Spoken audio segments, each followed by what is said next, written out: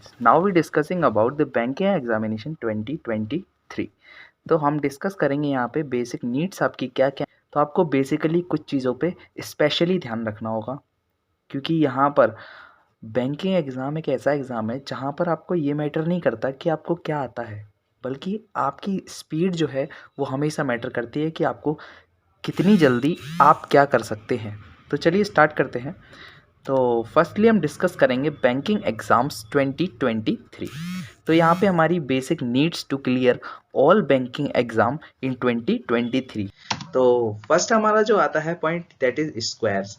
आपको किसी भी तरह से स्क्वायर 2 से 50 तक याद होने ही चाहिए।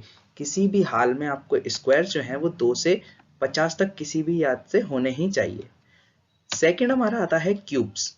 क्यूब्स जो हैं वो आपके 2 से लेके 30 तक, यानी कि 2 to 30 आपको क्यूब्स जो हैं वो याद होने चाहिए। बिल्कुल आपको कोई नींद में से उठा के भी अगर पूछ ले तो आपको ये दोनों चीजें याद होनी चाहिए। फर्स्ट क्या था आपका स्क्वायर, सेकंड क्यूब्स।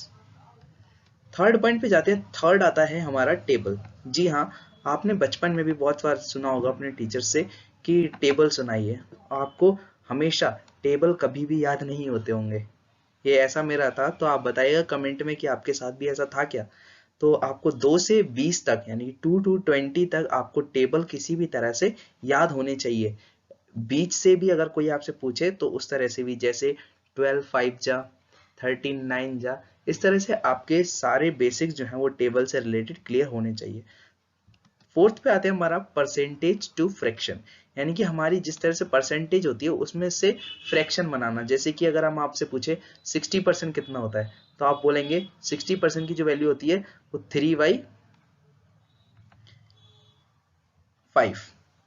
ठीक है, 60% की वैल्यू आपकी कितनी होती है, 3/5 होता है। तो आपको इस तरह से सारी फ्रैक्शन, परसेंटेज से फ्रैक्शन वैल्यू सारी याद होना चाहिए। जैसे कि 85% यहाँ पे दिया गया, इसका क्या होता है 17/20, 80% 4/5। इस तरह से आपकी सारी वैल्यूज याद होना चाहिए।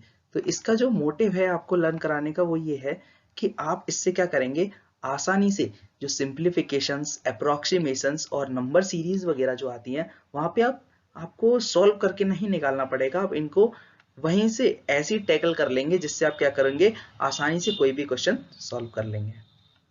नेक्स्ट आता है हमारा फ्रैक्शन टू परसेंटेज। अब यहाँ पे जस्ट आपको उल्टा करना है।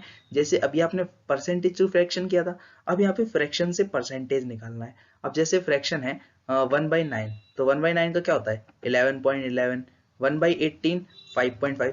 तो आपको ये सारी जो है चीजें हैं इनको याद करनी होगी। क्या, फ्रैक्शन से परसेंटेज भी और परसेंटेज से फ्रैक्शन भी। तो यहाँ पे आपके 5 पॉइंट हुए हैं। पहले first is square, second cube, third table, fourth percentage to fraction, fifth fraction to percentage.